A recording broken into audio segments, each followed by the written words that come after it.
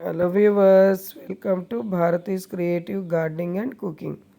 ఈరోజు ఇంట్లోనే టేస్టీగా ఉండే, తొందరగా అయిపోయే, రుచిగా ఉండే, పిల్లలకి పెద్దవాళ్ళకి ఇష్టమైన వెజ్ హక్కా నూడిల్స్ చేసుకుందాం.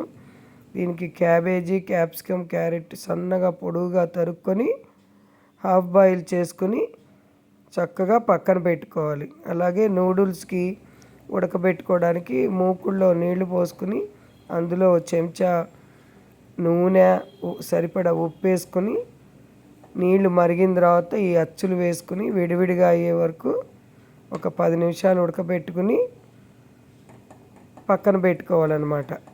చూసారా ఎలా ఉడకబెడుతున్నానో నేను. ఒక ప్లేట్కి నూనె రాసి నీళ్ళన్నీ వంపేసుకుని ప్లేట్లో వేసుకుని ఇంకో చెంచా నూనె వేసి చేత్తో తీసి విడివిడిగా పక్కన పెట్టుకోవాలి. తీస్తే అప్పుడు మనం చేసుకోవటానికి ఈజీగా ఉంటుందన్నమాట. ముద్దగా లేకుండా చక్కగా విడివిడిగా వచ్చి నూడిల్స్ బాగుంటాయి అన్నమాట. చూసారా ఎలా ఉందో, నేను ఎలా చేస్తున్నానో. చేత్తోనే తీసుకోవాలి. కొంచెం చెంచాతో తీసుకున్న తర్వాత చేత్తో తీసి పెట్టుకుంటే అవన్నీ విడివిడిగా నూనె రాస్తాం కదా, విడివిడిగా వచ్చేస్తాయి అన్నమాట. అట్లా చేసి పెట్టుకుంటేనే నూడిల్స్ బాగుంటాయి టేస్టీగా. లేకపోతే ముద్దగా ఉంటాయి అన్నమాట, బాగుండదు తినటానికి. మళ్ళీ మూకుడులో కొంచెం నూనె వేసుకుని ఉంటే ఆలివ్ ఆయిల్ వేసుకోండి, బాగుంటుంది.